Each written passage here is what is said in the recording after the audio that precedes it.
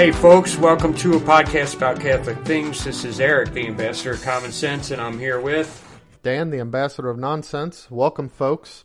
We did do what we said we were going to do. We did record a short thing about, you know what, let me turn the gain down on this. I don't know, I'm looking at my mic, it's way too high. Saturating? Yeah. Maybe try this, I don't know. I guess we'll have to wait and see. I'll fix it. But, okay, we said that we were going to do a podcast on St. Francis, and we did do that. Yep. But it was just bad. I couldn't put it out there. It just we sounded like idiots.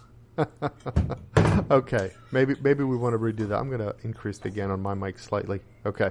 Okay. All right, we can redo St. Francis, and we could either do him at the end of this month and make this month our first month for that, or whatever. But yeah, I feel like when we do the saints, if part of our purpose is to honor the saints, we should do them the honor of being prepared. Yeah, at least, dig into this and not just fly off the cuff and talk about things we didn't research and stuff like that. So right. We'll redo it eventually, but not right now. And you're probably hearing my voice go up and down and stuff because I'm trying to perfect my volume here, and I've almost got it, but I think I'm there. Anyway, but there was one thing I said in that podcast that I do, and it goes back to something I said the week before that. Mm-hmm. I think it was the week before that. I mentioned General Grant. Yeah, because we're talking about American history. His lack of action during the war, and I had gotten confused. I was not thinking of General Grant. I was thinking of General McCulloch. Oh, okay. The very first general who was kind of in charge. And apparently the men loved him, and he was great at organizing and creating an army. But he wouldn't attack. And Abraham Lincoln kept saying, attack, attack, attack. He wasn't a man of military action. It's possible that if he had attacked when he was ordered to, the Civil War would have lasted maybe a couple months instead of, 4 years? Mm-hmm. It was a long, bloody war, and some people would argue it didn't have to be. Yeah. Okay, so quite possibly. By the way, anyway. I think it's the Civil War. This is somebody researched this and maybe correct me if I'm wrong because this is kind of nerding out on a tidbit. One of the things that I remember hearing from a gun buff buddy about the Civil War is that part of the reasons that it was far more bloody than it needed to be in terms of deaths was that they had recently invented the rifle bore. Well, I don't think it's because we had bored rifles in the Revolution. Are you sure they were rifle bored and not just smooth bored? There's a way of doing the bore of making the barrel where you take two pieces of metal and you wrap it around in order to make the barrel, or more than two. Oh, and that creates the rifling. I think that's what not we the had milled rifling, but okay. Yeah, so I may be wrong about that. We'll look that up when we get to the Civil War. But I thought one of the things was the encased cartridges, and the fact that before that they were using black powder, weren't they? I thought they were still using black powder in the Civil War. Had they invented smokeless powder by then? I don't. Maybe I'm wrong on that, or maybe it's just the fact that they could. Some of the guns could use, cartridges instead of reloading your barrel each time. Right. I don't know. In any case, we will do our research. We will have all the weapons coolness for you when we also talk about the significance of the Civil War to American history. Right. We're not there yet, so we don't have to know. It's just little interesting things that you end up talking about when you talk about the Civil War. Yeah. Today we're talking about maybe the religious Civil War going on, or that has been going on, and I'll tell you where this all started. Okay, I'm writing that series on the Exorcist guy. Mm-hmm. Father P. Father P. And in the next book, we're introducing things like Latin. And recently, Taylor Marshall had published the book Infiltration or Infiltrated? Can't remember now. I think Infiltration. Oh, yeah, it's Infiltration. The plot to destroy the the plot to destroy the church from within. So I'm reading along in this thing, and I've always kind of already had my own feelings about what happened in Vatican II, about why it came about, and the people who made it come about, and then the direct results of it. And here we are, almost 100 century later, and we see the result. Not, I guess, 3/4 of a century, and we could see the results, and they're not good. We see nothing but bad things happening throughout the entire church, and it doesn't take a whole lot to know that it's all a direct result of Vatican II and the laxity of the rules and stuff. So as I dive into these stories of exorcism, and I get more into the conversations between the exorcist and the demons, this kind of stuff is going to come up. And I was going to put some of the bad players throughout church history into these exorcisms. And then I see people like Pope Paul VI and Pope John the 23rd are both saints. And I'm starting to think, well, wait a minute. How can these guys be saints when they caused this amount of discord? This all happened under their banner. I'm not saying they're bad people. I'm just saying it seems like there was a lot of bad will here. That's how we look back on it. And if you read Taylor Marshall's book, you definitely think that. So okay. What is this? Yeah, let's talk. So there's two things, two aspects to talk about. One of them is the question of what does it mean to say that they're saints, and then the other side of it is, okay, then what is their role in Vatican II that would seem to make the statement John the 23rd or Paul VI is a saint problematic? And I'm also going to point out that a couple days ago, somebody accused Bishop Vigano of being, it's Cardinal Vigano, isn't it? Accused Cardinal Vigano of being a schismatic because he had said some things about Vatican II, and it seems like not a lot of bishops dare to say anything about Vatican II. And Vigano answered him in a letter, and towards the end of the letter, he mentioned these popes. Mm-hmm. And hold on here, let me read what he said. He talks about the fairy tale of hermeneutic, even though an authoritative one because of its author. He's talking about Pope Benedict here. Nevertheless, remains an attempt to want to give dignity of a council to a true and proper ambush against the church. He's identifying Vatican II as an ambush against the church. And if you're at all traditional, that's kind of the way you see it. And he says, so as not to discredit along with it the popes who wanted. So in other words, to justify all of this, we imposed and reproposed that council, so much so that those same popes, one after the other, rise to the honors of the altar for having been popes of the council. He's taken a shot at Francis there for declaring these popes as saints. Okay. Or canonizing them. Right. And Francis is the one who canonized them. Right. And we know that we don't know the Francis's state, but we know that he has taught heresy, and some of what he has said is certainly, and exactly. That's the thing. He has made statements that are heretical, or caused statements to be made that are heretical, And right, he doesn't back down from that. Okay, so let's kind of take this apart a little bit at a time. First of all, let's talk about what it means to be canonized.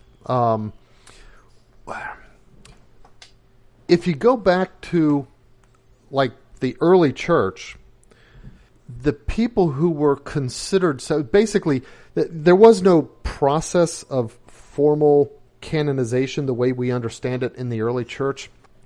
Instead, what would happen? Of time are you talking about? Like 200s? Basically, or? Yeah, actually about the first whole millennia, but up until about the 11th century. Okay. So what would happen is that those who within a local area had been martyred and were known for their martyrdom, that was the proof of canonization, if you want to think of it that way. They didn't call it that then, but that was the proof of their holiness and their entry into the beatific vision was the fact that they were martyred for the faith.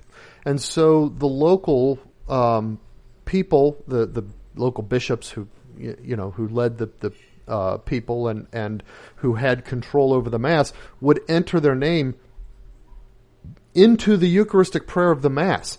And that was sort of the canonization that occurred. Most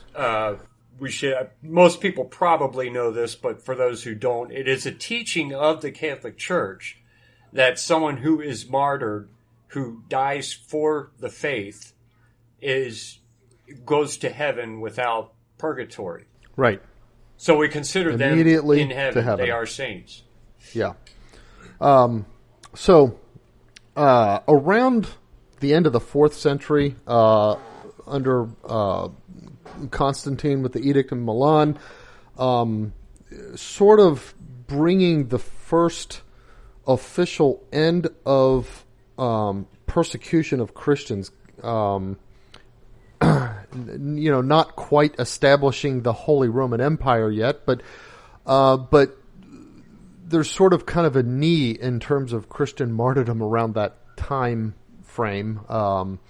And so what you had was in a lot of different areas, various people being accumulated into the Mass as martyrs. And eventually, much later in the Church's history, there was established a universal martyrorium in the liturgy. These are the martyrs that we're going to honor. It wasn't the whole list of martyrs, obviously, because so many people. But I don't think there was a specific pope. I think it just developed. Okay. So anyway, it grew up that in the church they had the martyrs, and I think here's what happened: the martyrs that were in the Mass that grew out of the Roman diocese, basically, were the ones that ended up becoming the martyrology of the universal church eventually. Okay. Now, here's the thing. So after about 400, there were a lot fewer martyrs, and therefore they weren't being added to the liturgy and that kind of stuff. Right. From what I'm reading, the first thing that we might consider a canonical process for canonization occurred under Pope Urban II in the 11th century in the cause of a fellow named Nicholas of Trani. And the Pope asked the bishop to order a conduct of local investigation into his alleged sanity and miracles to submit for the Pope for judgment.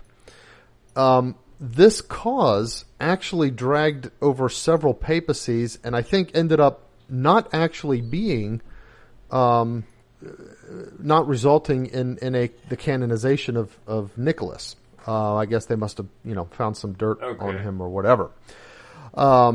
So in the late 12th century, Pope Alexander III decided that he decreed that no one could be declared a saint without the permission of the Supreme Pontiff. So up until this time, that wasn't juridically clear within the church. Bishops themselves might declare people saints. And you might have local church heroes who a bishop right. suddenly say, well, yeah, this guy was, and everybody just kind of went along with it. Exactly. And then this regulation, from what I'm reading, was formally incorporated into the church law by Pope Gregory IX in 1234. So, the idea of honoring saints, those who share in the beatific vision, praying to them and asking their intercession, this goes back from the earliest days of Christianity. But the reservation of that final determination to the Pope and the establishment of an actual process for determining whether this person actually belongs in the canon didn't occur. It didn't start until about the 11th century. Oh, sorry. I lost you. Yeah. Okay.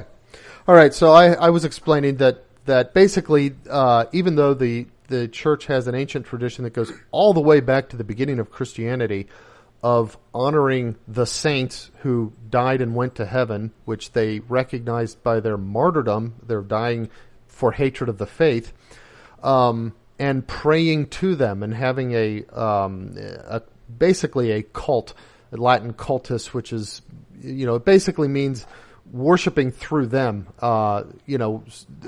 identifying them as exemplars of how we should live our lives for Christ. And then, of course, asking for their intercession, knowing that they're holy men who are now with God, and women. Women were martyrs too, even in the earliest times of Christianity. Okay. So, but even though that extends far back, the concept of reserving the declaration of sainthood to the popes, or of some kind of a process associated with that, didn't occur until after the first millennium had closed. And one of the things that occurred, as I said, around the time of Constantine, the persecutions dropped off. There weren't nearly as many martyrs for people to kind of latch onto and add. Hold on. Yeah. We're having all kinds of problems. Did I lose you? Yeah. Okay. Well, I don't know if anybody heard that phone ringing, but that was me. That was calling Eric back. calling me back. So. Well, just all keep right. going.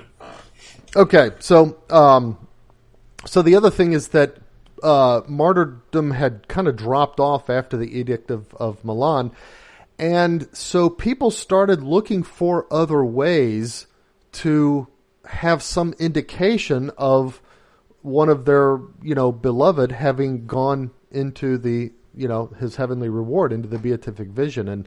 And so they're looking for other signs of heroic, virtues in their life and that kind of stuff.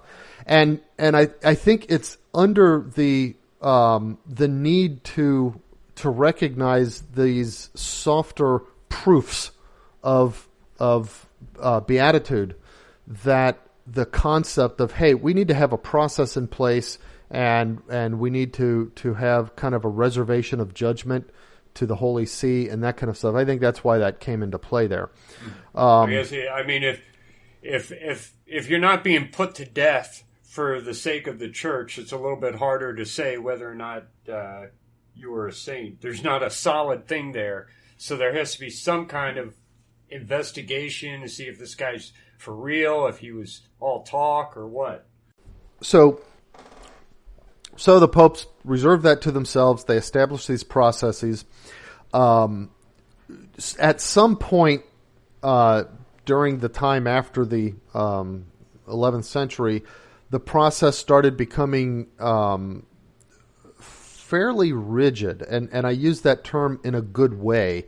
What I mean is the requirement to have, for example, a devil's advocate whose job was to try to dig up dirt on the guy and disprove the case and so on and so forth. Because, the last thing the church wanted was to be elevating as saints and have people praying to someone who, in fact, might not be in heaven, and who might not have lived the heroic virtue that everybody around them thought they had. Right. And so that's why all these processes came up. Now, it's notable that since Vatican II, some of the rigor in this process was dropped. I don't think, for example, they have a devil's advocate anymore, stuff like that. They just do their investigation. Although, in the case of Fulton Sheen, you seem to have people perfectly willing to stand up and be a devil's advocate without being asked. Yeah, I noticed that. Even though I don't think there's anything for the devil to advocate with regards to Sheen, but there they are nonetheless. I would mention, and I don't know if Taylor Marshall talks about this or not, but he is talking about communism infiltrating the Catholic Church, which most of us know that happened. He kind of communism infiltrated everything. Yeah, they did, and they meant to, and they planned to. Mm-hmm. Yeah, deliberately. And Fulton Sheen, who nobody seems to want to make a saint. Well, not nobody. A lot of people are against calling him a saint. He was very much against the communists. Yeah. I mean, and that may be part of their nonstop. Because now, if you say, "Well, he's a saint," okay, well, let's look at let's emulate what he wrote, what he said, what he taught, and now you've got a whole bunch of people who can look to that and say, "Hey, this sainted man, here's what he had to say about communism." So yeah, that could certainly be part of it. Anyway, so back to the thing, the other thing about canonization that I think bears a little bit of discussion is its place vis-a-vis infallibility. Now, I get a little bit annoyed when I read people on this. First of all, the thing that I'm not annoyed with is that almost every theologian today holds the view that the church, and acting through the Pope, but even in those older times when it wasn't necessarily through the Pope, although you can make an argument that the Pope kind of blessed those sort of implicit canonizations by allowing them to continue. But every theologian today believes that the church's act of canonization, of declaration of the sainthood of this person, is an infallible act. Infallible in the sense that we would not only be foolish and imprudent, but even wrong and unholy and disobedient to not believe it. Okay, so that's one of the things. Yeah. Now here's the part that I get annoyed at. This is a subject that deserves a little bit of exploration, because if you think about the modern common explanation, like people come and challenge us on infallibility, and they bring up stupid questions like, well, does I could give your Pope a test on nuclear physics and he's not going to pass it, whatever. Right. And then we go on to explain, okay, but the Pope's infallibility is, within his office, it's in matters pertaining to faith and morals, blah, blah, blah. The thing is, the canonization of saints is not, you can't really argue that it's a matter of faith. A person's disposition with regards to heaven is not an article of faith. It's certainly not part of the depositive depositive revelation. It can't be, developed out of the depositive revelation. And it's kind of hard to see that you could see it as a definition of any teaching on morals, other than a very sort of generic, vague, broad, this man is someone who in some manner ought to be morally imitated. So it kind of doesn't fit within that faith and morals formula that we tend to use. Now, because in matters of faith and morals, when you disagree, you're not allowed to disagree with the church. You have to give yourself over to her teachings, even if it doesn't make sense to you. And, yeah. There are some things that are matters of holy obedience, and the giving the assent of the intellect and that kind of stuff. And but it seems like the character of Joe Schmo when he died doesn't seem to be one of those things that would have anything to do with either the faith of either my faith or my obedience to the Pope. Right. Yeah. Even his authority is something that ought to be.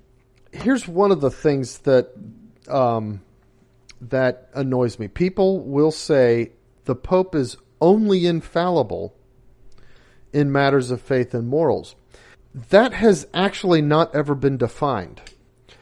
Listen to the difference of these two statements. It has not been defined that the Pope is only infallible in matters of faith and morals.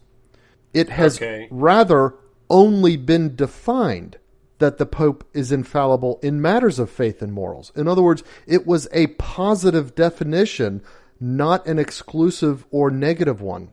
The definition of infallibility that came out of Vatican I in the Declaration Pastor Aeternus did not exclusively define infallibility to be limited to matters of faith or morals. Rather, the Declaration chose to only treat of matters of faith and morals. Do you get the difference? Yeah, it's possible that he's infallible in other matters. That just hasn't been explored and defined yet. Except that it has it's like universally believed, so much that we would call it a simple matter of it's like the Pope's declaration of a particular saint is not a matter of faith and morals, but it's a matter of faith as regards the character of the Church to believe that the Pope's declaration of sainthood is infallible. Does that make sense? Say that one more time. Well, the Pope's declaration of a specific individual. So, when Pope Francis canonized, John the 23rd, that canonization was not an active definition of faith and morals that, could be pointed to under, say, Pastor Aeternus as being infallible. However, it is so commonly and universally believed within the Church that canonization is an infallible act of the Church, that the infallibility of canonization itself could be treated as a matter of faith regarding the character of the Church. Okay, so does that make sense? Let me try to see if I've got put that into right. For example, when Pope Francis says that when Pope Francis makes some kind of outrageous claim like the plurality of religions is in God's plan, or the will of God, actually, right. We know that's wrong. We absolutely know that it is incorrect to say that. And we would answer, well, he's not teaching from the chair of Peter. Right, so and therefore it's not like we're bound to believe it. Yeah, or rather, and therefore does not fall within the statements regarding infallibility that were made in the declarations of Vatican I. Yeah. Okay. And you could argue that the canonization kind of could be seen the same way. Other than the fact that generally, almost universally, the Church and the leader of the Church, the Pope, is infallible of these matters. It's never been defined as such, and even in specific instances, it's not defined as such. It's kind of, it's more like, so you might take it, the question isn't, is a particular canonization is a particular canonization part of the deposit of faith? No. Is the Church's infallibility regarding the declaration of canonized saints part of the deposit of faith about the church itself? Yes, but not but not a defined part. Exactly. It's more like the common sense of the faithful, because it's something that's just been believed and trusted implicitly by all Christians everywhere for the entire history of the church. So that's the way. And now, here's the thing, in fact, this would be the fact that we're having this discussion. If others were to have this discussion and it were to come up and were to become a big deal, this is the kind of controversy that could lead the church to actually making a definition regarding this. Yeah. Because that's what happens is the church believes something, from the apostolic times, and then somebody challenges it, and then some of the faithful stop believing it, and there becomes a controversy. That's when the church defines a teaching about itself or about, God or whatever. So this, the fact that we've got these Vatican II saints, that the idea of canonizing them doesn't quite seem to square with the fruits of their pontificates. This might actually be an occasion for the church to issue some declarations, clarifying what we must believe regarding the church's act of canonization. I would pray that Pope Francis isn't the one to carry oversee this that. Out. Okay, so, because then that would be suspect for its own reasons. Okay, so but here's the thing. So that's the whole canonization bit. So now we have the canonization of these two.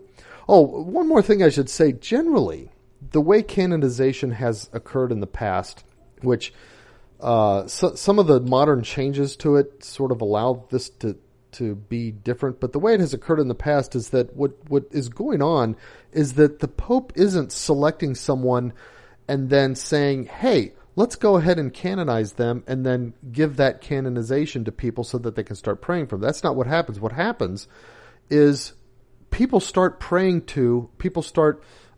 developing a sort of a local cult of someone, and I use cult in the someday we ought to explain the difference between what the church means by a cult of a saint and what we mean by like belonging to a cult or something. Anyway, people start praying to someone who's died, who's particularly holy. For example, we might pray to Brother Joe, right? You remember Brother Joe? You're a lot younger, when he passed away. But I remember him. Saintly man. So we might pray to Brother Joe. At some point, his cult may take on enough significance and people that they would get together and propose his cause for beatification, or at least just being declared a servant of the Lord or something like that. Right. And that's how. And then when it comes to that final declaration of canonization, what the Pope's really doing is blessing and giving universal affirmation throughout the church of a movement that started locally and that already exists. Okay. That's how it has generally been done. Now, with some of the modern canonizations, if with each one of them, you probably could find, your people who were kind of supporting the cause, like the cult of local admirers of a person's sanctity who pray to him and that kind of stuff.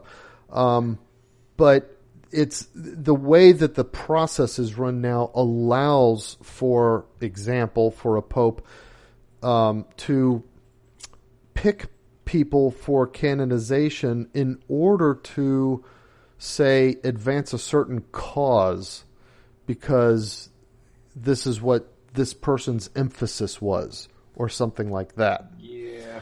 I don't think you had a great big cult praying to Pope John the Paul VI or John the I'm not sure that either of them had a significant cult and that maybe they did.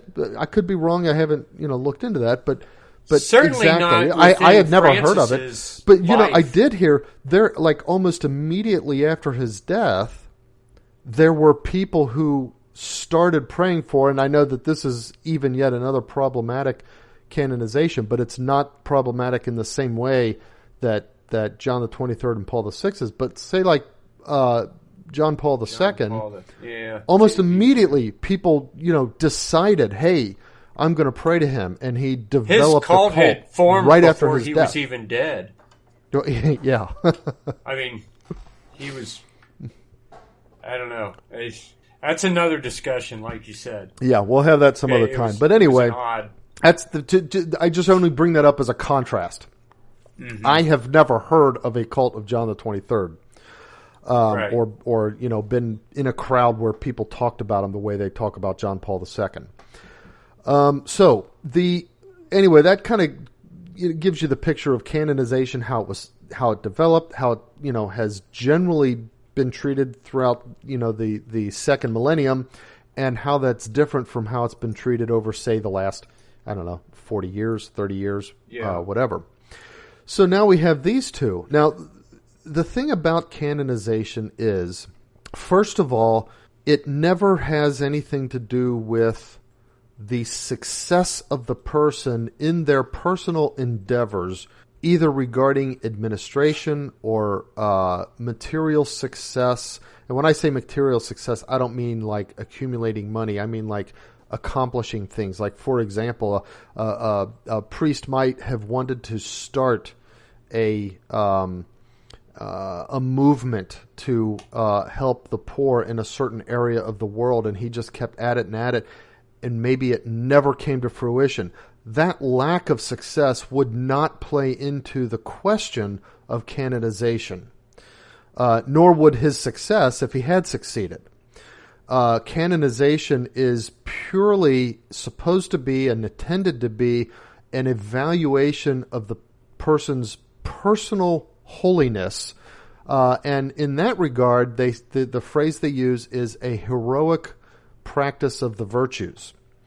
And based on the determination that they practice the virtues heroically, the church then concludes that this person can be declared universally and knowably to be in the beatific vision. So that's really what's behind that. So from the point of view of, okay, John the 23rd, for example, he convoked Vatican II. He initiated it, and he presided over the beginning of it, and it turned out to be a disaster for the church. Well, obviously, we would look at that and say, all right, did he know that it was going to be, and did he intend for it to be a undermining of the ancient church teachings and practices? I don't know what was said about that in Taylor Marshall's book specifically, which you've read some of. I have not. I intend to read it. Yeah, I didn't. Just read haven't the gotten whole there yet. kind of stuff. Yeah, but it seemed like he when let it comes in to his the wolves. Okay, yeah, absolutely. But was it like unknowingly? Was it because he thought the wolves were sheep, or other shepherds, or was it because he was being derelict in his duties as the pastor of the Universal Church? That's the kind of question that would come into play when you say, okay, how do we square the disastrous fallout of Vatican II with the canonization of the Pope who convened it? Okay. And that's... You have other little things. Mm-hmm. Like, give me a second here to get my ducks in order. Page through the book. We can pause. No, I don't even have the book. I was reading it on an ebook. John the 23rd in 1959 read The Third Secret of Fatima, which Lucia had written and said that it wasn't supposed to be open until 1960. So she Right. says, don't open this until 1960. In 1959, Pope John the 23rd opens it and then puts it back. And then in 1960, does not reveal it. Actually, I think... He even think said she something said like, "This is not for my pontificate," or something like Right. that, right? Right, something like that. It says, we shall wait, I shall pray, I shall let you know what I decide. And then he didn't reveal it, she had specified that it be revealed in 1960. And he did not...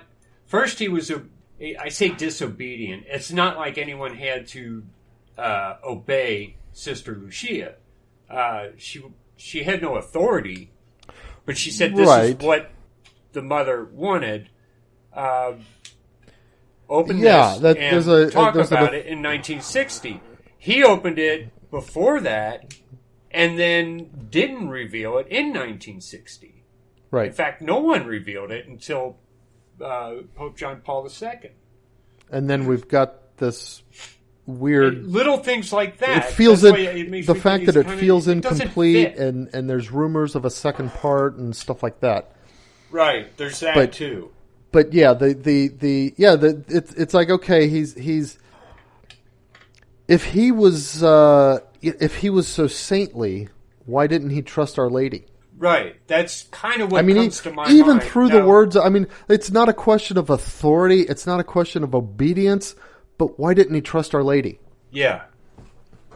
Those are the other questions that kind of come to mind when I see Saint John the 23rd. Mm-hmm. Right. And that's when I start to question the fact that he was canonized by Pope Francis, whom we've already heard publicly teach heresy. Right. And I start to think about these saints, and it's not for us to decide. I know that, but in a world right now that absolutely needs heroes, and really needs some modern heroes, you're raising up the wrong ones. Exactly. These are not the heroes. These definitely, you might go with Pope John Paul II, but certainly not with John the 23rd or Paul the Sixth. Yeah, I mean Paul the. Well, Paul the Sixth did give us Humana Vitae. I was going to say, if there's a redeeming act of Paul the Sixth, it's Humana Vitae. But Paul, from what I understand, and this is mostly listening to Taylor Marshall, so I don't know, how balanced it is. There may be other information that could balance this out a little bit. But from what I understand, Paul the Sixth's own history prior to his papacy.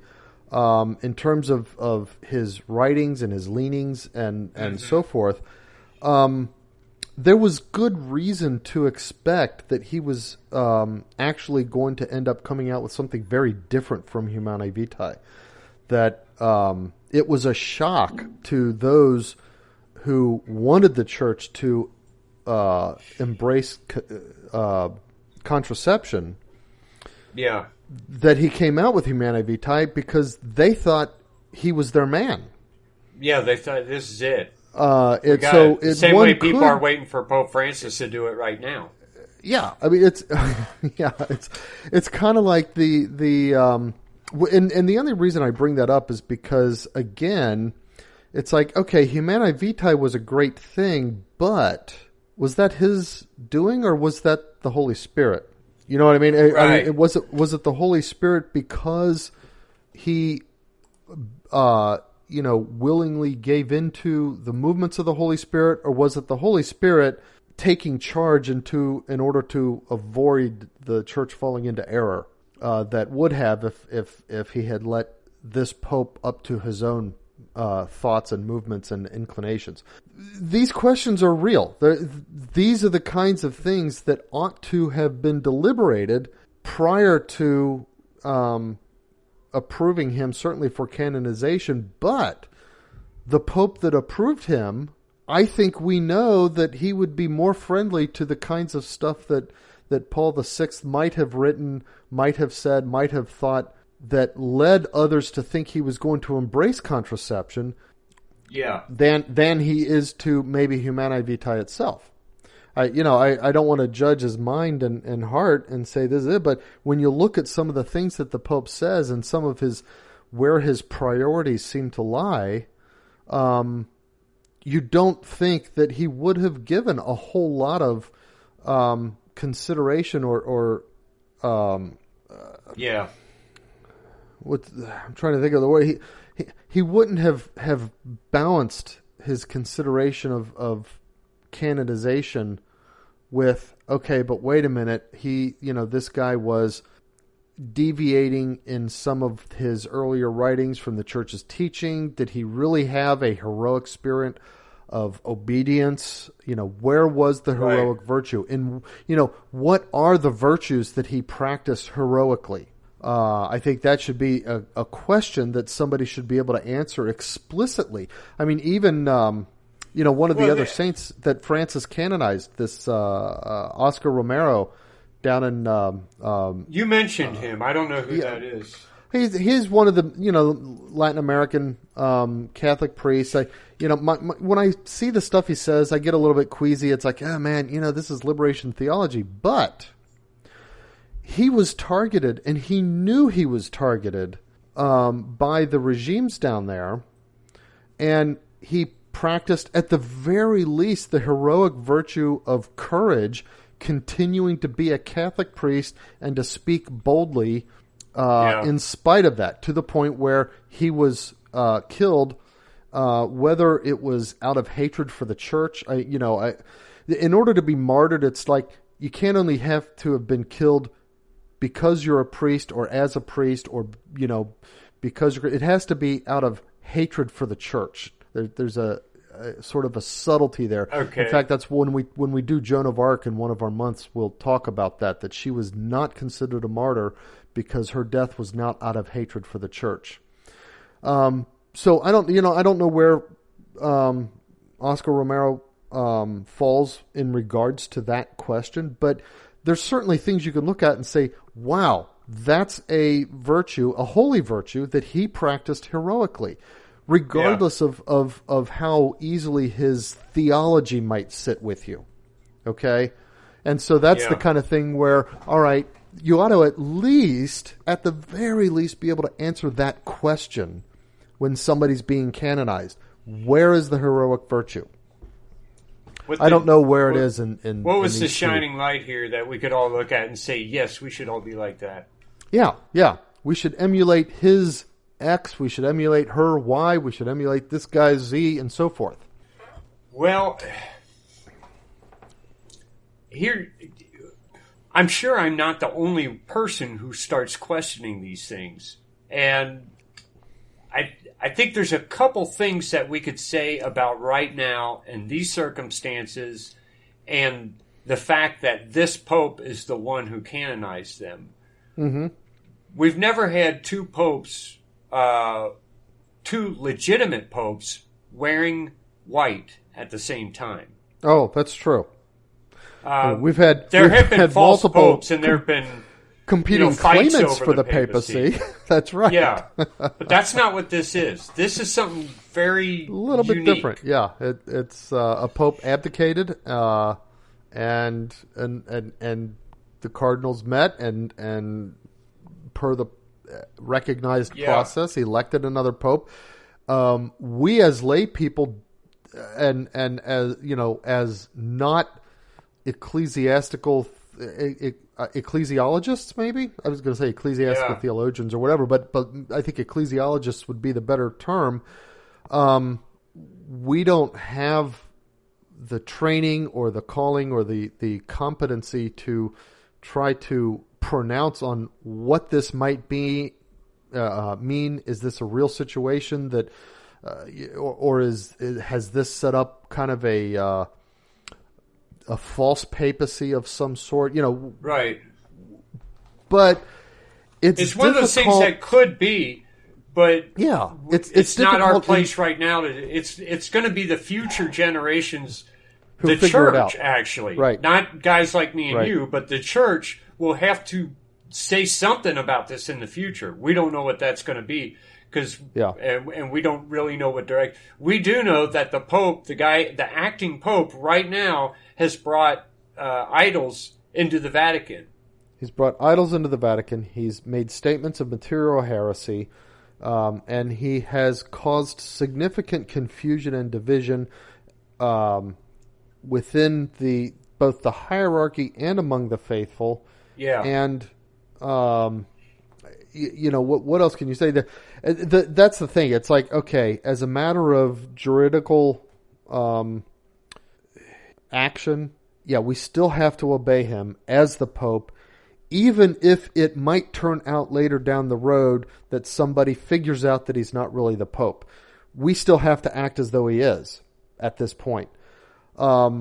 Maybe down the line somebody will figure out that, oh yeah, a Pope can abdicate, and maybe maybe we'll have a sort of new habit of how things run in Rome. Maybe we'll get to a point where all the popes have developed like 1,000 years from now, maybe it's known that if a pope happens to live to the age of 85, he's going to retire, or 90 or whatever, he's going to retire or something like that.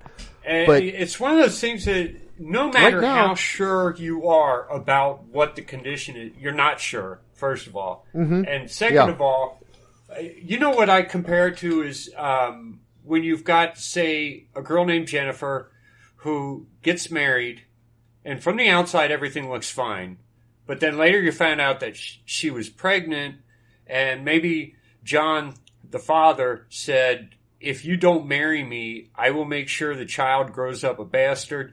I will ruin your family. Your dad will lose his job. All kinds of terrible things will happen if you don't marry me.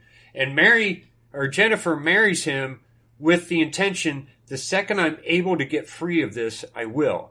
Mm-hmm. So they marry, they get divorced because she's able to get free from him, and then she meets Joe, and she wants to marry Joe. But they have to get an annulment.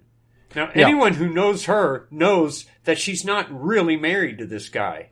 Right. But you can't proceed on that. They can't get married until the church they get declares its statement. Right, the declaration of an annulment. Exactly.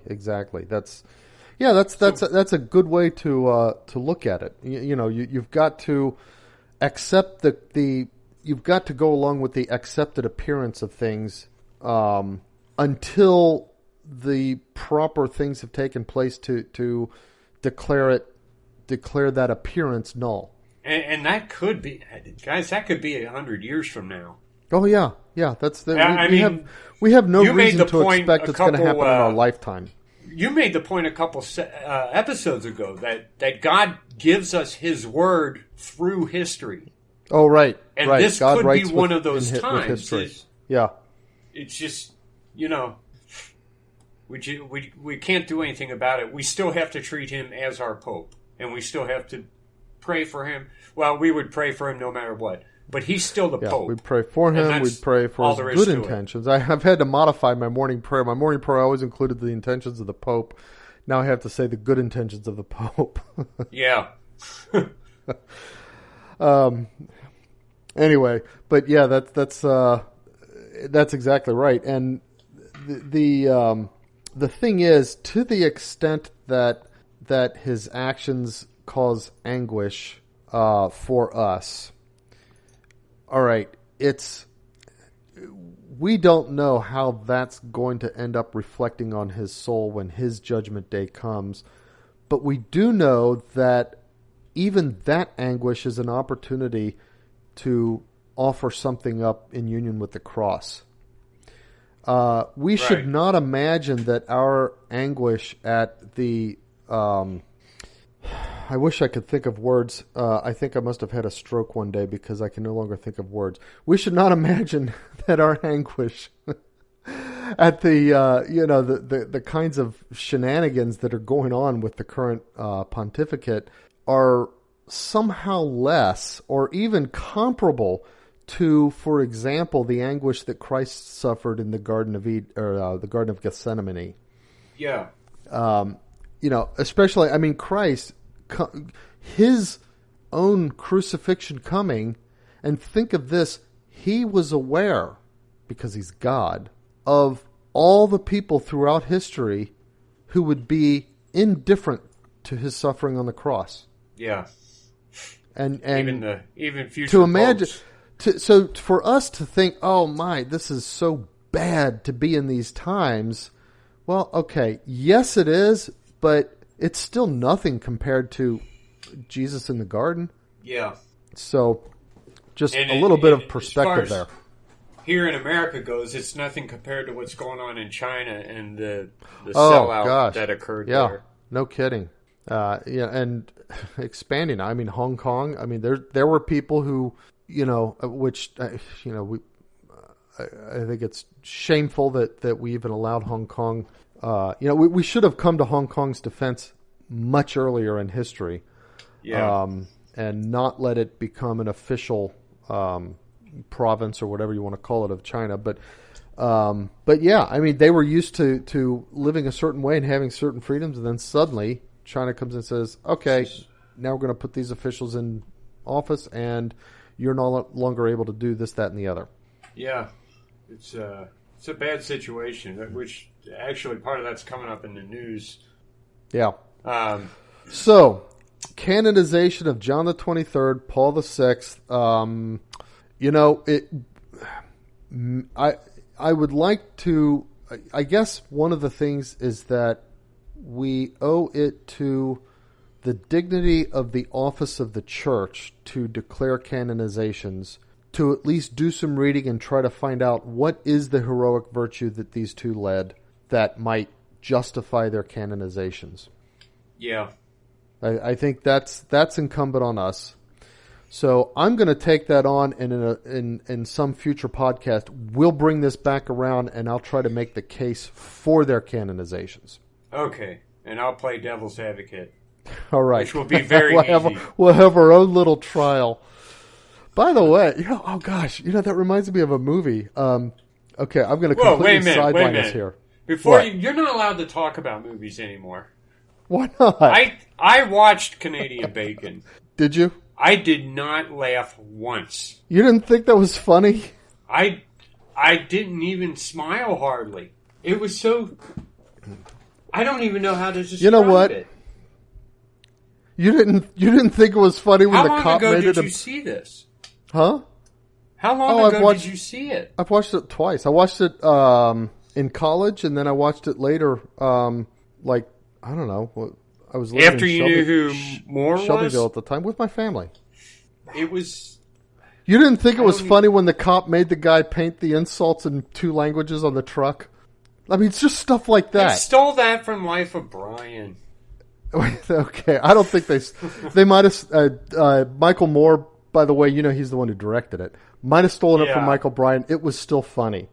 And the part when they're running down the hill and they keep running into the Canadians who are sitting on the hillside, and as they're knocking the Canadians over, the Canadians keep apologizing. Yeah. I mean, I guess... But, the thing is, I knew some Canadians when I worked up in Michigan. Do you realize, this is apt, this is making apt fun of Canadians. Do you realize that... Yeah, they are kind of... Yeah.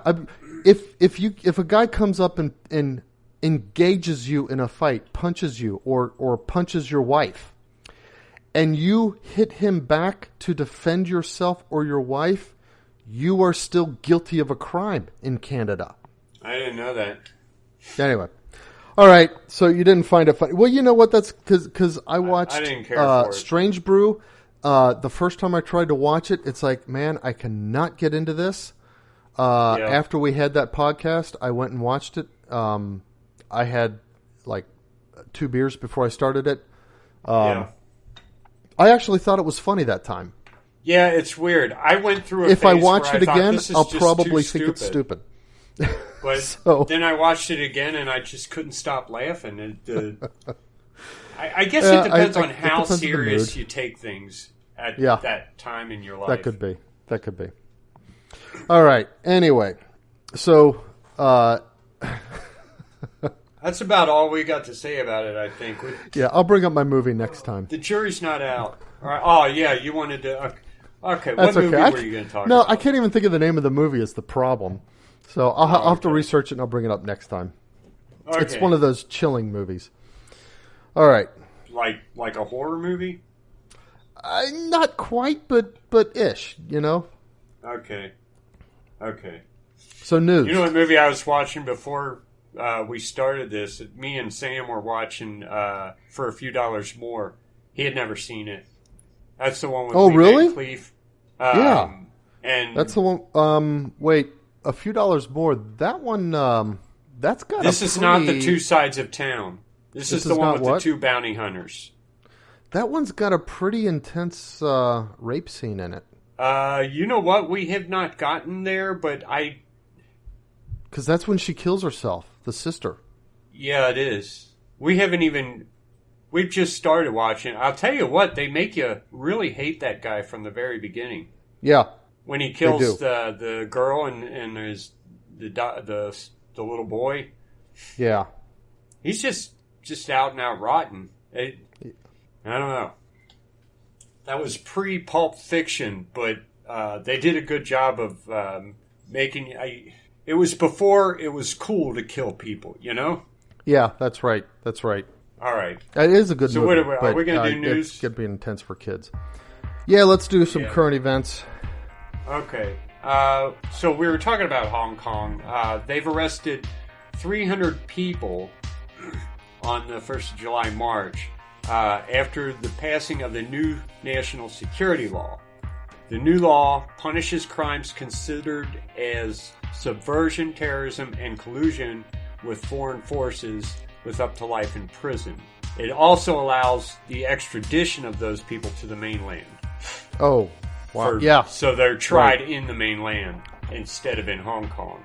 I only put that in the news because it's one of those things that look. It's a city that was almost a tiny little America, and it's just all of a sudden is now communist, and people ought to be paying attention to this. Hugely. I mean, the Hong Kong, in spite of being just one city, was like to me it was kind of a shining example of the idea that people are producers of wealth, not just sinks of resources. That because Hong Kong, with an extremely high population density, which you know in the modern liberal narrative regarding human population and need for population control and that kind of stuff, Hong Kong should be just one big ghetto, but it wasn't. It was a financial center. Yeah. With a huge population density. And people are getting killed there now, and people are being arrested for disagreeing with the government. And I think that's why why China targeted it, because I mean, you know, eventually because China is trying to suppress the idea that you have to be free in order to be prosperous, and this was like a shining counterexample that was right on their doorstep. Yeah, it's a shame. And it's a shame that America's not doing more for it. So I don't pretend to know what is going on behind closed doors. That you know, but it's like one of those areas that it's really hard to think what could America do, because like I mean you can send in fighter jets and bombers into Kuwait and Iraq and stuff. You can't really do that in Hong Kong. Right. You've got it's not the same kind of situation. China. Yeah.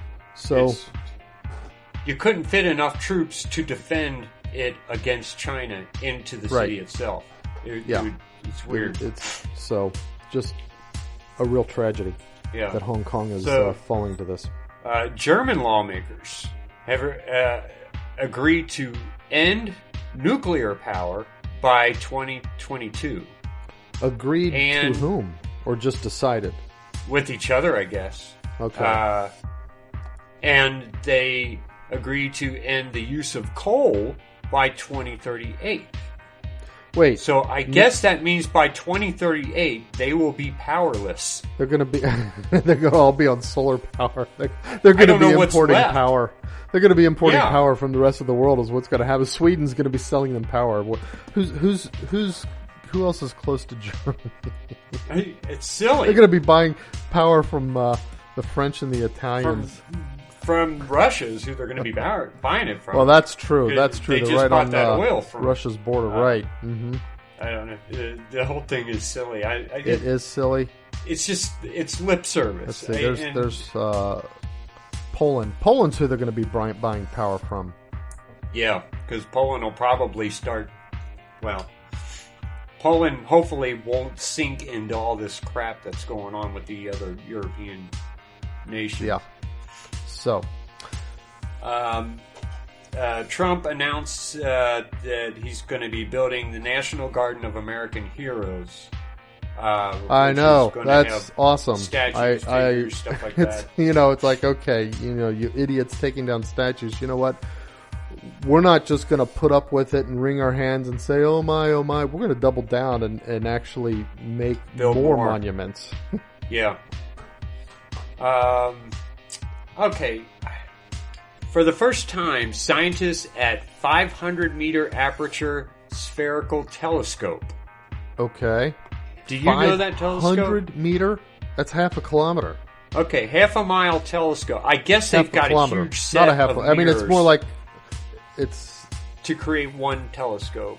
Right. And so it's multiple pieces. Okay. Yeah, and they discover neutral hydrogen atoms outside of the Milky Way. Okay, wait a minute. What is a neutral hydrogen atom? It's about 0.3 miles, by the way. So, neutral hydrogen atom, I guess they mean electrically neutral, like it's not stripped of its electron, so it's not charged. And so is this a radio telescope? Hold on. What's the name of it? All right. 500-meter aperture spherical telescope. It's a giant 500-meter. Yeah. It's a radio telescope. Yep, nicknamed Tianyan radio telescope. Yeah, it's southwest China. Okay. So it's a radio telescope. So I guess they're talking about, because it's such a huge aperture, what they're pointing out is that it has but shown in performance, has the resolution to be able to detect the electron move, because when an electron is zipping around the proton in a hydrogen atom, even though the whole thing together is neutral, there's still the movement of an electron, which is giving off a tiny bit of electromagnetic energy. And I guess they're saying they can detect that of a single hydrogen atom. They said outside the Milky Way, though? So a non-neutral hydrogen atom would be one with, say, an extra electron? Well, typically it would be one without an electron. It would just be a proton. So then it's not really an atom, is it? Yeah, protons are considered hydrogen atoms. Okay. One of the things that I learned listening to the Titanium Physics podcast is how astronomers and cosmologists have different names for things. So it's like gas just means hydrogen and helium, and what was it, like ice means oxygen. Ice means like methane, water, and a couple other things. Regardless of whether they're actually frozen, even if they're in a gaseous state, they're considered ice. And then like metal is considered everything else, even if it's gas or whatever. It's like they just have these very broad categories that are very different than how we think of things here on Earth. So, okay. But yeah, a hydrogen atom, a ionized hydrogen atom is just a proton all by itself. A neutral hydrogen atom would be a proton with its corresponding electron. Yeah, I don't know. Just because that's surprising. Is this just coming out of China, or right? I just kind of question this. But me too. That's what I was going to say. I mean, do we have an international team of scientists who are talking about this, or is this all coming out of China? If it's all coming out of China, I question it. If there's an international team, then okay, I'll give it a little bit of credence. Yeah. Okay. Well, you know what? That is the only space news that I can find. It's cool. Well, you know what? I've got some space news. Oh, okay, cool. So there is, and this is probably old news. Maybe people have already heard about it. But there's a planet that they've identified in Europe. The planet's not in Europe. Scientists in Europe have identified it. 390 light years away. I guess it was reported on March 11th. This planet is one of those where the same side always faces the sun. The planet is very heavy in iron, and the face of the planet that's towards the sun is so hot that iron is vaporized. And the face that's opposite the sun is hot enough to keep it liquid, but not hot enough to vaporize it. And there's high winds on this planet. So basically, on the side of the planet away from the sun, it's continuously raining molten iron. Wow, talk about a violent planet. I know. It's like the whole planet is one big murder hole. You know what a murder hole is? Yeah. That's in the castles. Yeah, so it's like, man. I thought that was cool. The kinds of things that are out there that God created that we didn't know existed, and there's a lot more that we won't know exist until after people won't discover until after we're dead. But there's just so much amazing things there. Yeah, I know.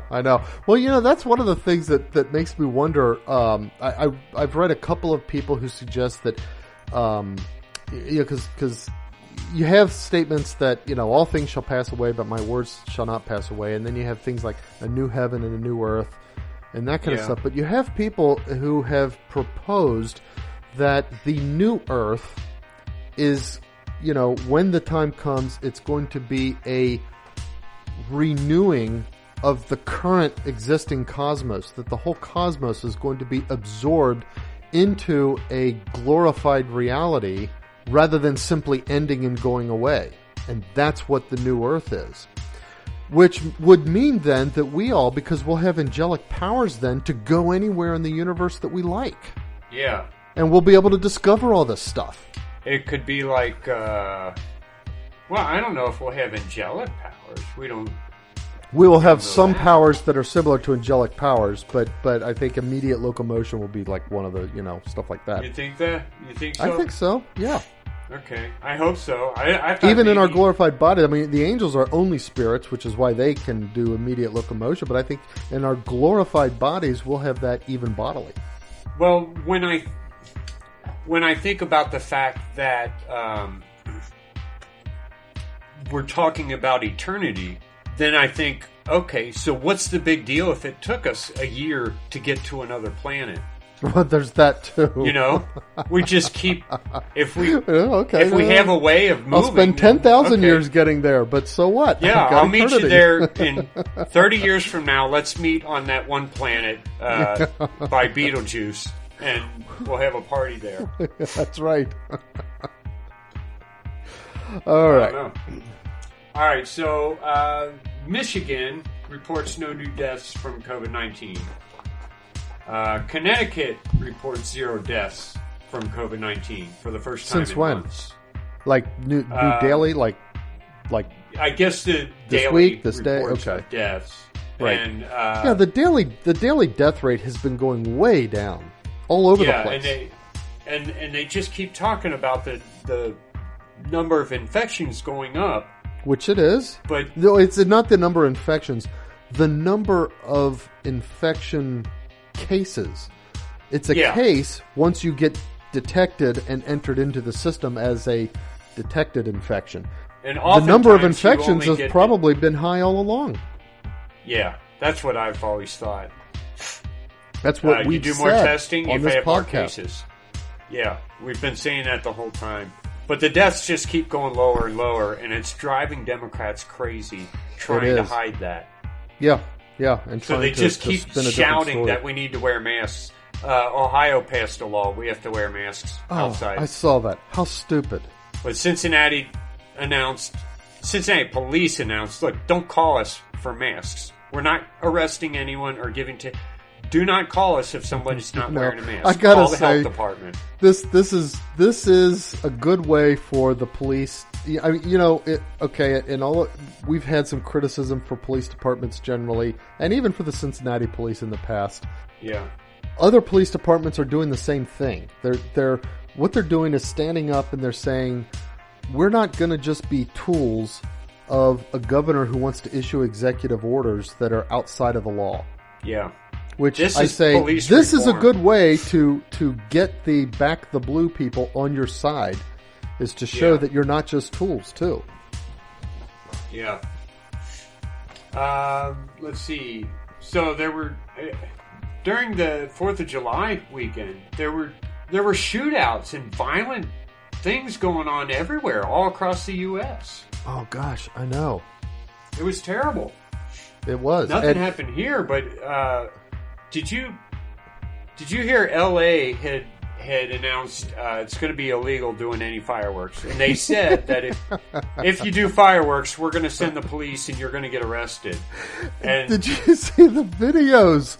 Yeah, there's videos. The whole city lit up. I don't know if you remember this. Back in the first Gulf War, the Kuwait War, and we entered a phase of the war where the words that the officials were using were shock and awe. We're going to just give them such a blaze of constant fire. And they had planes going, and the planes were launching missiles, and they had, because some of the planes are mounted with Gatlings and they've got tracers in them, and it's like the night sky is just lighted up with ordnance and missiles just over, That was some actually of these... G.W. Bush.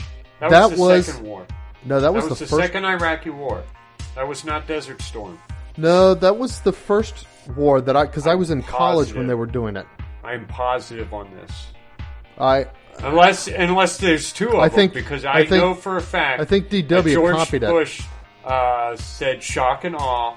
Oh, and we were all wanting to see these images of the bombing, and it looked like LA did. That's what I was saying. This night sky in LA looked like the shock and awe campaign in the Middle East. Right. I mean, it was just constant and all over it. You didn't see anything like that in any other city in the United States. Yeah, and most people consider this a shout out from Americans who said, we've had it with this. We want our freedom and we're not going to put up with it. So that's how a lot of people are taking this. Here's the thing. That law went into effect for Ohio like 2 days ago, something like that. Mm-hmm. I haven't worn a mask since then. I go to the grocery store. I'm like maybe 2 or 3 out of 100 people not wearing a mask. And I don't understand why people are so quick to lie down belly up in public. Yeah. It drives me crazy. I just felt like grabbing people and saying, take the mask off. Why are you bending over to this guy? Mm-hmm. Why are you doing it? Just don't do it. I was kidding. It really bothered me that many people kind of just bent over. Made you disgusted with the people around you, didn't it? Right. Yeah. I looked at everybody with contempt. Oh, I can't do nothing about it. I guess people are cowards. Yeah. Because I know not everybody agreed with this. Yeah. Because they weren't wearing a mask before the law. That's the thing. If it took the law to make you wear the mask, that's when you're a coward. Yeah. For wearing the mask. Yeah, exactly. Yeah. Okay, this is another point that these are the kinds of things these people who are wearing masks right now really need to pay attention to this. There's been an increase in arrests in Vietnam, and they recently sentenced a 29-year-old Facebook user to 8 years in prison for making anti-government posts. Wow. 8 years in prison and then 3 years house arrest. Just for making anti-government posts. Yeah. You know what? That's where we're going to be. He criticized Ho Chi Minh. Yeah. If people don't learn to start standing up. People need to understand that these Antifa and Black Lives Matter. That's where this they is want what us. they want. Yeah, this is where that's we're needed. headed. That's the And since face of Black Antifa. Lives Matter has identified themselves as communists, which I don't understand why they're hooked up with Antifa, who claims to be anarchists, although they're not anarchists. They're fascists. They're not really. They're the same. They're the same mob rule. The thing about Antifa is that it's technically not an organization. It's just a movement. There might be local groups who are organizations who identify themselves as Antifa organizations, but there's no single global Antifa organization. And that's what makes it difficult to do things like brand it as a terrorist organization and that kind of stuff. But the thing is, as a movement, it's not anarchist. It's mob rule. And there's a difference. Ultimately, there's a huge difference. They're just feeding into the liberal desire for a totalitarian oligarchy. Yeah. Little Sisters of Poor, I guess the Supreme Court upheld their case. Yeah. I thought it was over with already, but I guess it did go to the Supreme Court, and they were backed up in a 7-2 decision, which kind of surprised me. Well, here's the thing. Here's the caveat, the cautionary part of this. What was actually backed up 7-2 is the president's right to grant them an exception, not their right to have the exception. Oh. Yeah, Well, little bit of a that's different not face all on that it, good. isn't it? It is, Yeah. exactly. Because what we really need is a court that's going to realize that the fact that this case is even being argued means the government has already overstepped its powers. Right. That's the Supreme Court decision I'm waiting for that I fear isn't going to come. Yeah. Okay. This is... I don't know where this is going, but the court rules in McGirt versus Oklahoma and Sharp versus Murray that nearly half of Oklahoma is Native American tribal land. I heard about that. I don't know what... Does that mean they're going to take away a bunch of the land and give it to a reservation? What does that even mean? Or does that mean people who are currently living in a bunch of cities are now going to be under rule of the tribal leaders? Yeah, that's weird. This is a weird... know. Yeah, we're going to have to just wait and see for the fallout of this one. And there's 1, 2, 3, 4, 5 different tribes involved here. Yeah, which tribes get which parts? Yeah. Well, they've got a little area kind of separated. But are you telling me those are the only tribes that... Okay, that's another thing about these reservations that kind of irritate me, because they're the power of the reservations distributed to the different tribes. Mm-hmm. But the more you read about Indians, the more you see that there were thousands of tribes. Right. And not many of them are represented in these reservations. So these reservations represent giving certain select tribes far more land and power than they ever had under pre-American expansion. Right. So, I don't know. The whole thing, again, I've always thought that it's time to stop this. You give them citizenship and tell them this is America. I don't know. Split the land up between all of them and say, there, it's your land. And that's it. You know? If you don't want to be an American citizen, then go to Canada. Right. We won. Drop it. And we have good things to offer. It's not like, we won and we want to oppress you, Right. Although, it's not like I guess if Biden gets elected, then it would probably be a better proposition for the Indians to stay on the reservations. But assuming Biden doesn't get elected, it's actually a good proposition to just join the United States. Yeah, it's a good life. Much better than they would have had. Yeah. My bell is telling me that you're about to run out of time. How do I do this? Uh-oh. You better wrap this up. There's got to be a way to plug this thing in. I don't even know. Anyway, I'll just call you on the phone regular back if I lose you on the thing. No, there it is. Hold on. Okay. I'll just have to talk like this. Oh, okay. Okay, there was one more thing. There's a bus driver in France who refused to wear a face mask. Okay. And I guess a bunch of people, a mob attacked him. Oh, and wow. left him for brain dead, and then he just died. These people are disgusting. Yeah. Did you? There was a statue in California. Who's the saint that they're all tearing down? Junipero Serra? Yeah. Yeah. So there was one that a group of around 80 Catholics decided we're going to defend. Mm-hmm.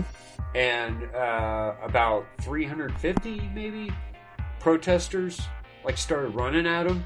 Yeah. And they fended him off. And I heard an interview. I think Taylor Marshall was actually the one interviewing him. He said it was a bunch of kids. College a bunch student of wimps. type. Yeah. Yeah, a bunch of snowflakes. He said, I don't know why people are afraid of them. Oh, you mean the protesters were snowflakes? Right. Oh, yeah. Okay. Yeah. Okay. So it wasn't, well, not to undermine the heroism involved. Okay. Right. Right. Because even in large numbers, I mean, a blizzard can do a lot of damage. Yeah. Well, I mean, they've killed people. So, yeah. but even though they're snowflakes, they're when there still were volatile. 80 men there, they backed down and walked And away. went away. From it. Okay. Well, good for them. Yeah. That's all I got for the news. All right. I got a lot of nonsense stuff going on. Okay. This is a week for nonsense. Okay. So, in Italy, you have to have a good reason to be out anyway, even if you're wearing a mask. You're supposed to stay in your home. Because of COVID? Yeah, because of the COVID thing. You have to stay in your home unless you have a good reason. Walking a dog is a good reason. A lady received a €400 fine, amounts to about 440 American dollars, from the Roman police for breaking their strict lockdown because she was out walking her turtle. Not a good reason to be out, according to the Italian police. So a dog is okay, but a turtle is not. Okay. I don't know. Is this a case of speciesism? I don't know. I'll leave it up to the liberals to figure that one out. Yeah, that's speciesism. I guess that'd be the best word for it. But why is a dog more important than a turtle? That's right. In New Hampshire, a police chief was being, decommissioned. Kind of a cost-cutting thing because they didn't have enough money. He was told that he was losing his job and he was going to have to turn in his uniform and badge and so forth. So he stripped his uniform off, including his pants, right there on the in the station, and walked outside. Kind of pulled a St. Francis, huh? That's exactly what I was thinking. Here, I don't want anything to do with you guys. That's right.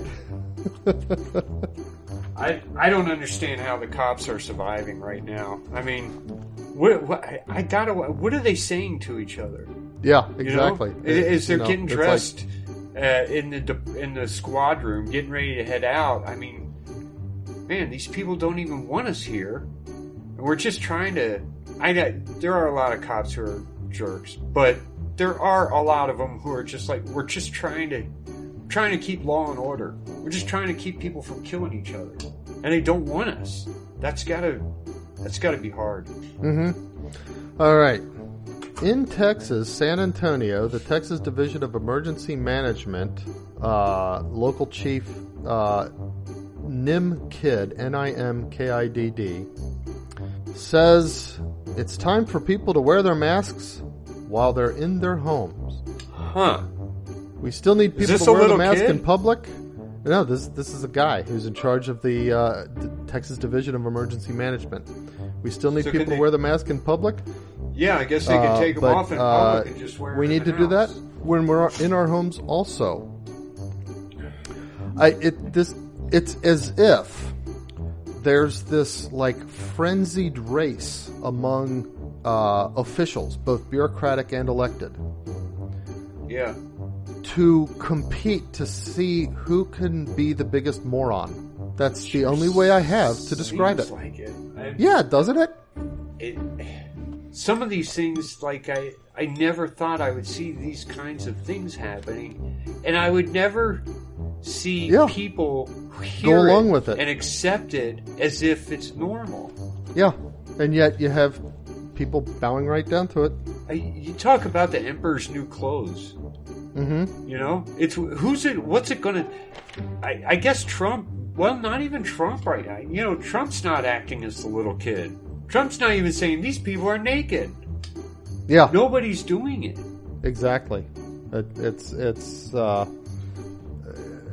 mean, Trump keeps beating the drum. All right, it's time to go back. It's time to get back to normal.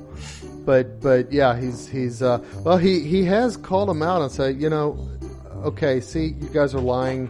But he kind of waits for the facts to come out before he, instead of calling out the obvious, he waits for like medical facts and stuff to come out. You know, here's the thing about Rush Limbaugh mentioned that Trump's approval rating for the way he handled the COVID virus is 65% disapprove. Now, if you asked me if I approve of Trump's handling of the COVID-19, I would say no, I disapprove. Yeah, but it doesn't mean that you think he should have locked down more and stuff like that. Right. He should have urged the governors to open up more. Yeah, I think too many people are looking at this as idiots who think Trump should have done more. Oh. Instead of people... What it is people like us. That's what I kind of think this is. Who allowed himself to be pushed a little bit too much by the so-called experts. And still seems to be allowing it to happen. I don't know what he can do at this point, but if you asked me, I'd say, yeah, I disapprove of the way Trump's handling this. Still going to vote for him. Oh, yeah, yeah. And I'm going to happily vote for him this year. Okay, next one is a bit of a... just, I don't know. In a way, it's kind of heartwarming. It's a couple. This is in New York. Beat some very long odds when they had their second child born on a leap day. 2 children born 4 years apart on February 29th without intending it to happen. I would be very angry if I were born in a leap year.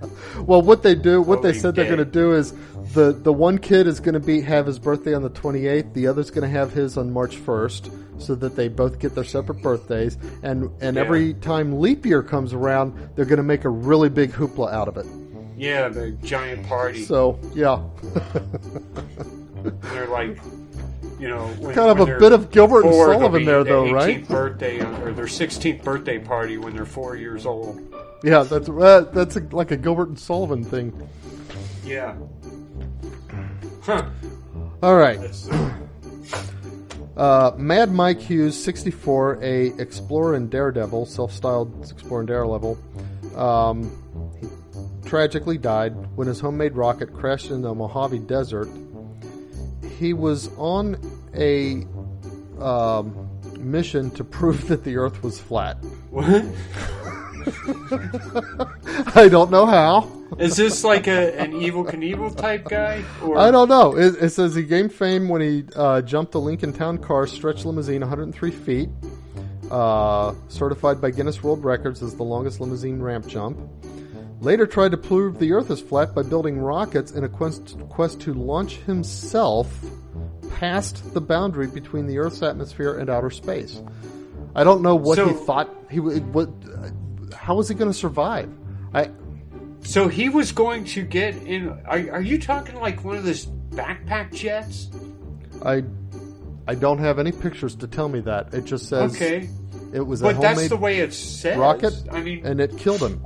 Or maybe he just had an actual rocket ship that he made, like in what was that one show with what's his name? Something Farmer, the astronaut Farmer. Did you ever see that? No. It's got, he's one of my favorite actors. I can't think of his name. The guy who was in, he was in everything. The Fugitive. John Wayne? Oh, Harrison Ford? No, not Harrison Ford, the other one. Tommy Lee Jones? Yeah, Tommy Lee Jones. Oh, okay. Tommy Lee Jones in the astronaut farmer or something like that. Huh. And he made a rocket that would go up, and I guess it was going to orbit the Earth, like a homemade thing. And well, this guy wasn't going to orbit the Earth because he didn't think the Earth was round. He didn't think it was round. He was going to. I don't know what he was going to prove. Atmosphere. Yeah, and then do what? Take a picture of a non-round Earth? And then I don't know what his intention was. Come back down and. Did he not believe NASA about the entry of objects into the atmosphere? How they? Yeah, I mean, what was he gonna do? Or did he think he could float on a parachute from that high? Yeah, maybe that's what he thought. Anyway, you couldn't do that. I mean, no. Well, that's pretty stupid. You got to feel for it. This is like a Darwin Award. I feel sorry for. Yeah, it's like. All right. Well, he knows now. Yeah, now he knows. All right, this one is funny.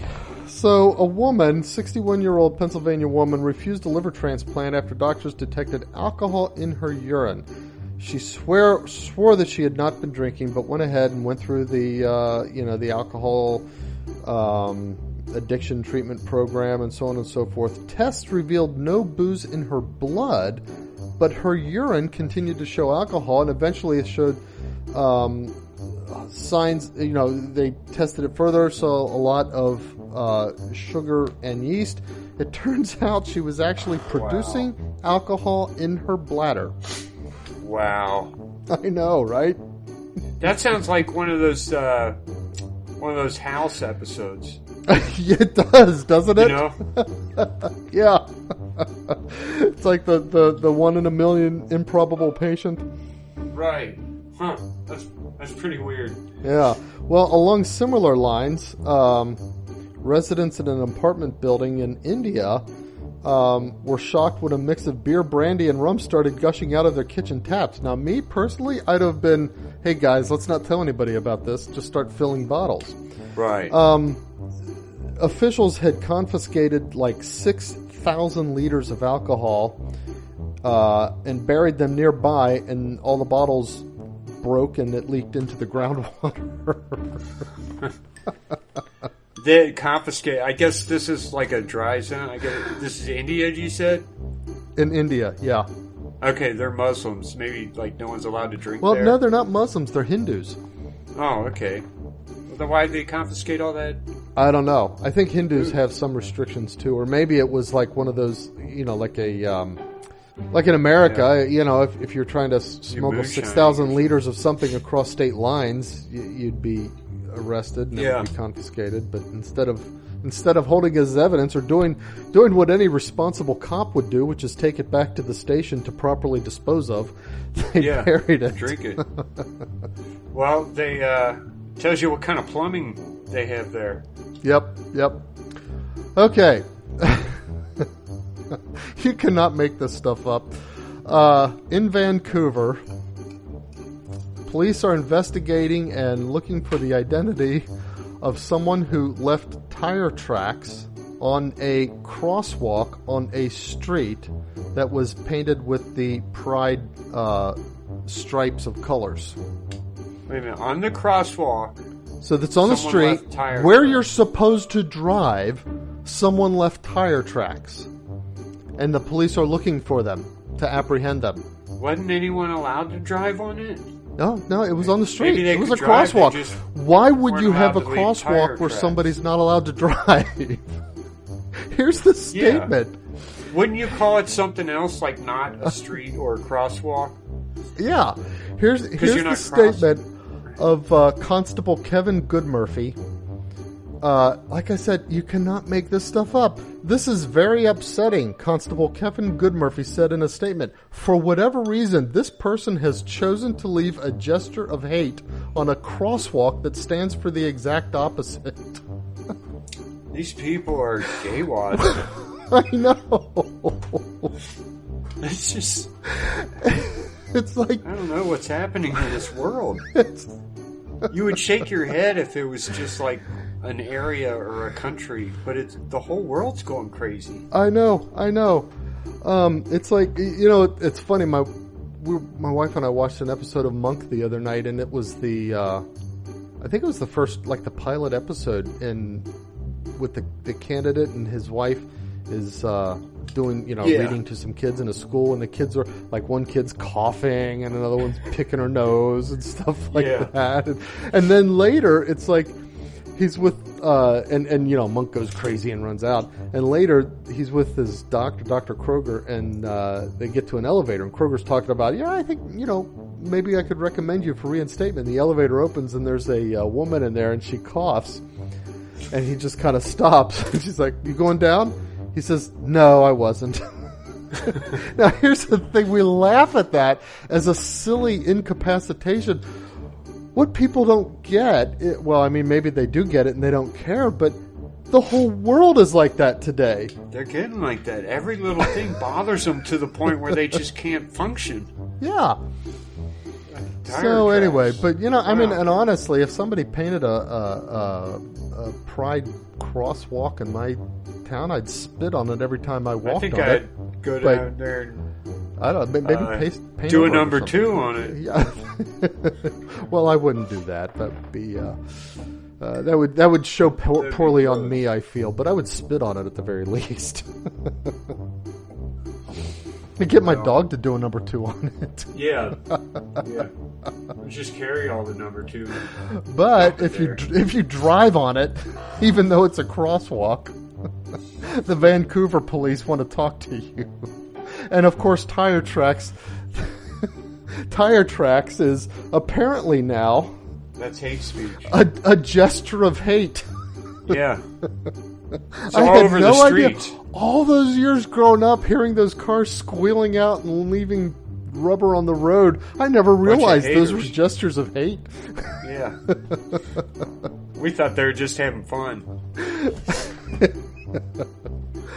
All right, that's all I got. That was a lot of nonsense news this week. Yeah, there was a lot of stuff there. A lot of stuff going on. We got to have one where we just talk about stupid stuff. These things. Okay, the left and the communists used to kind of create an argument that you had to argue against, and those days are gone. Yeah, They don't even do that anymore. Right. The arguments are so stupid, there's no reason to even talk about this stuff anymore. Yeah. I mean, their arguments amount to like a 5th grader on the playground saying, "You're a poopy butt."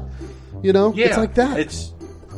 And I hear it like, if you listen to news radio or talk radio, you'll have callers who call in and complaining about the stuff that we're complaining about. And every now and then a leftist will call in and argue a point, and it's like, this guy's a moron. Yeah.